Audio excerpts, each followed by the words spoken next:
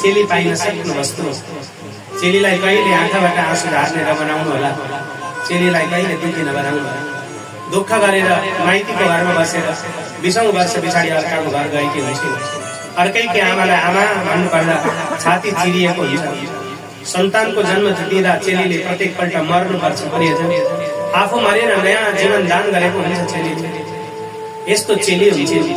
आमाको महिमा गरेर साध्य नै छैन।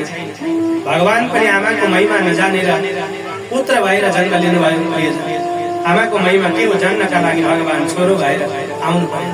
त्यस्ती आमा हुनुहुन्छ। त्यस्ती चेलीको मन कहिले नदुखाउनु। चेली छन् भने चेलीलाई खुसी राख्नु। घरमा आएका बेला श्रद्धा गर्नु प्रियजन, प्रेम बाँड्नु।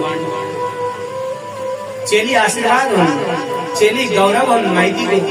चेली हिमाल जस्तै उच्च हुन्छ चेली भएको घर माइतीको। त्यसकारण एउटै चेली, जोडी चेली अथवा आफ्नै चेलीहरूलाई खुसी राख्नु, कहिल्यै दुखी नराख्नु। अर्काको घरमा अर्कैकी आमालाई आमा भन्नु पर्दाको पीडा कस्तो हुन्छ। अर्काको बिग्डियल छोरोलाई व्यवहारमा ल्याउनु पर्दा चेलीले कति दुःख सहनु परेको हुन्छ। भन्छन् नि प्रियजन, हाम्रो छोरो साह्रै बिग्रियो, यसलाई बिहे गरिदिनु पर्ने भन्छन्। बिहे गरेपछि कसरी बिग्रिएको छोरो बनिएला? त्यो बिग्रिएको छोरो बनाउने जिम्मा अर्काकी छोरीको हातमा दिइन्छ भने त्यो छोरीको महत्त्व जान्नु पर्दैन। कति महत्त्व होला चेलीको भने यस्तै चेली पाइँदैन।